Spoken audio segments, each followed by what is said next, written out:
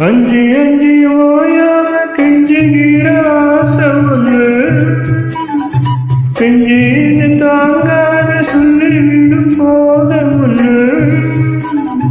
சோதானுச்சபடி தாங்கி பிடிச்சேன் பட்டு சேர கசங்காம பேசி முடிப்பேன் அந்தியில எந்தி அடி போது என்ன வரம் வேணும்னு கேடு